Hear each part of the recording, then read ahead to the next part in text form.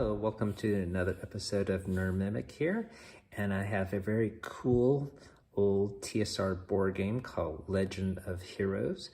Not too popular, but honestly, I think it's one of their best products.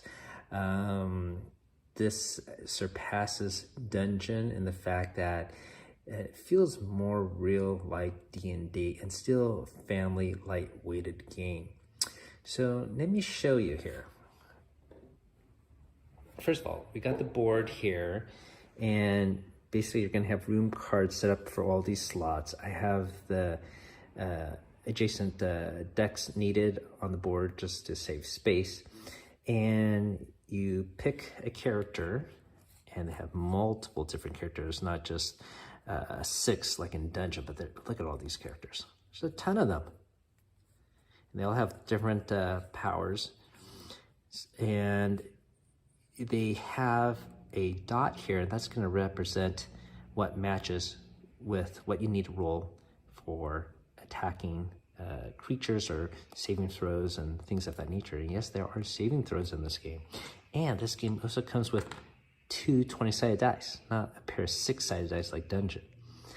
So let me give you a quick sample of what this entails. So let's just pretend we got our cleric here, and you have an option to move from one red square to another red square. So I could move from here all the way around to here if I wanted to, or I could go all the way around here. So let's pick that.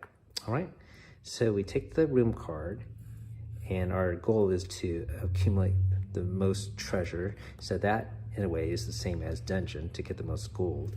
So we're gonna flip this room card over, and it says here, strange maps of every description hang on all 4 walls of this room, and others lie heaped on the floor. You enter, but find you are not alone.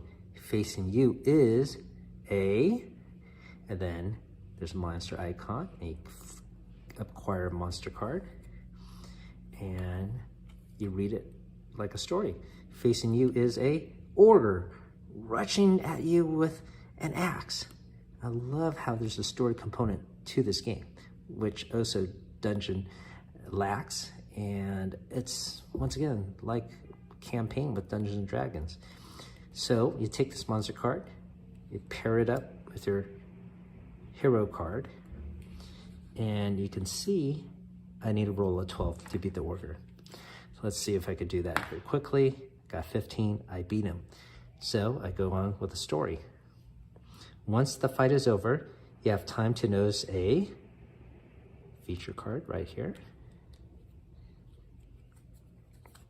Sarcophagus, gaudily painted with a picture of some ancient king. Eagerly, you grasp the lid and lift it open, but before you can look inside, a hazard.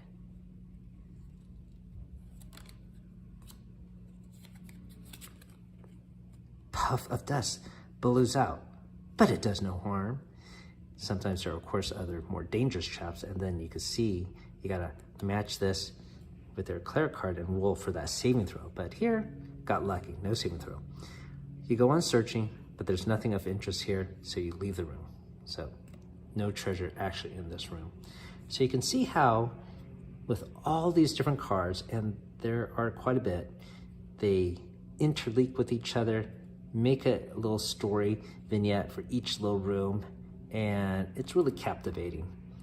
You can even run this solo, and it's just a blast. But it's great for my daughter who's 8. And I can't wait to play this with my son. So this is a real treasure to find for the channel.